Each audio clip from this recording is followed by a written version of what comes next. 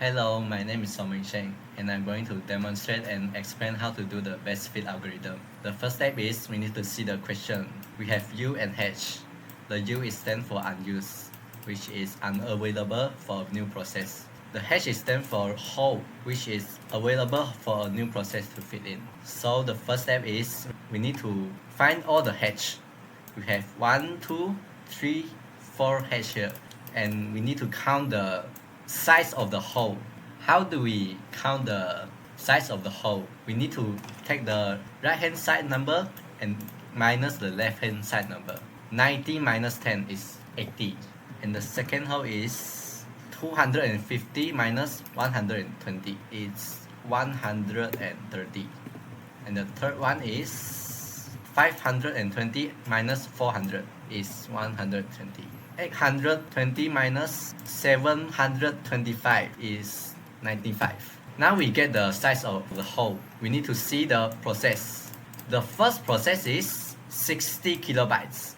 Because we are doing the best fit algorithm, right? We need to find the smallest hole that it can fit in. So which one is the smallest hole it can fit in? We need to find which one it can fit in first. The first one is 80. It's larger than 60, so we can fit in. This one can also is bigger than 60. The third one is can. The fourth is also can. So all of them can fit in. We need to find the smallest one.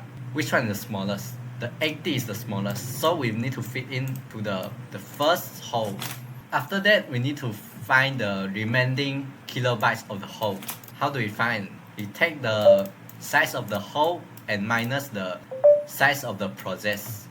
So 80 minus 60 here is 20. So the hole is right now is 20 kilobytes. And we move on. The second process is 80 kilobytes. Which one you can fit in? 20. The first hole we cannot fit in because it's smaller than the process. And the second one is 130. We can fit in 120 and 95 can also. So we need to find the smallest one. Which one is smallest? The third one is the smallest. It's 95. So we can fit in here. P2. And we do the same thing. We find the remaining size of the hole. 95 minus 80 is 15. Now it's 15. And we move on. P3 is 40 kilobytes. We need to find the hole that it can fit in. 130 and 120. Other one cannot fit in because it is smaller than 40. And we compare this to 120. This is smaller and we can fit in here. And we do the same thing.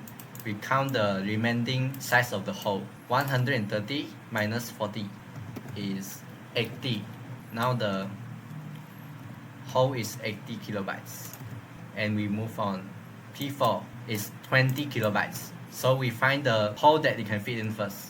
This one can. This one also can. This one also can.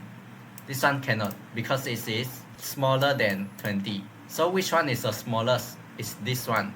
The first hole is exactly 20 kilobytes. So we can fit in here. P4. Now the hole is 0 kilobytes. Now it becomes 0 kilobytes. Now we move on to the P5. P5 is 75 kilobytes. So which one can fit in? 120 and 80. 15 cannot. So 80 is the smaller one. We can fit in here. It's P5. Now we do the same thing. 80 minus 75 is 5 kilobytes. Now it becomes 5 kilobytes. Now we move on to the fixed P6. The last one is 90 kilobytes. We have only this one can fit in. The other one are too small for it. So we fit in here. Now that's it. That's how you do the best fit algorithm. Hi everybody, I'm Dan Sander. We will use this diagram to learn how to use WordFit. It clearly shows a full memory allocation life cycle from top to bottom. The top shows the interior state of memory. The middle shows the queue of processors waiting to be placed, and the final layout at the bottom is the outcome after the algorithm runs.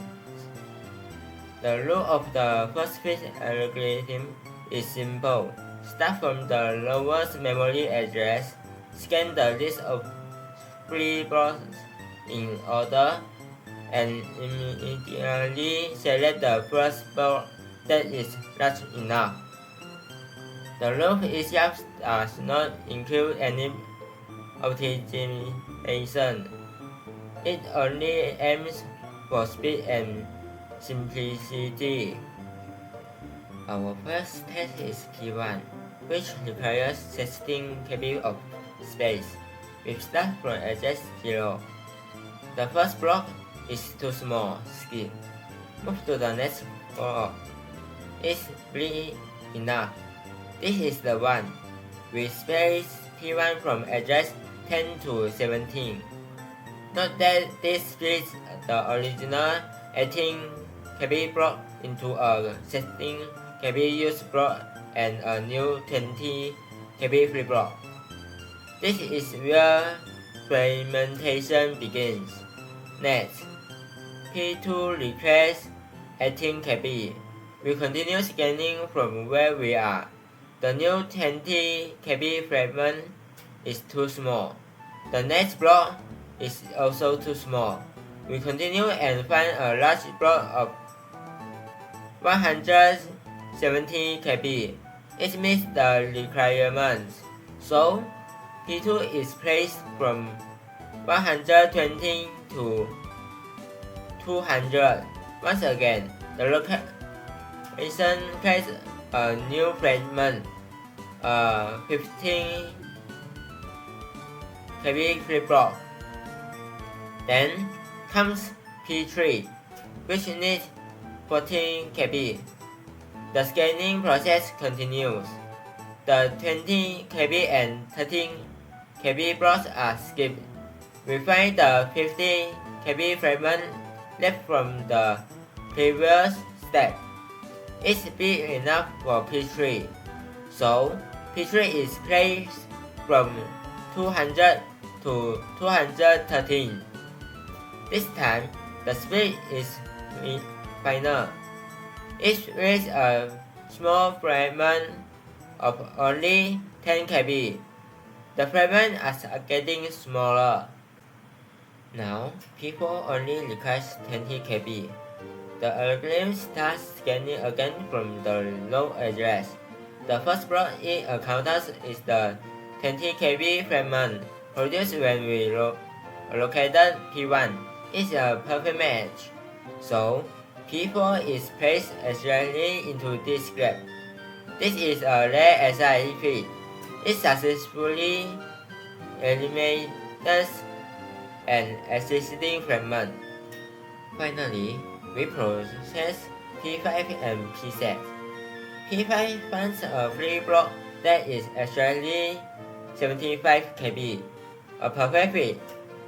P6 continues scanning and eventually gets space from a large 120 KB block. After allocation, it leaves a final fragment of 13 KB. At this point, all allocations are complete. The final memory layout is a clear reflection of the characteristics of the first fit algorithm. All processes have been processed. Thank you.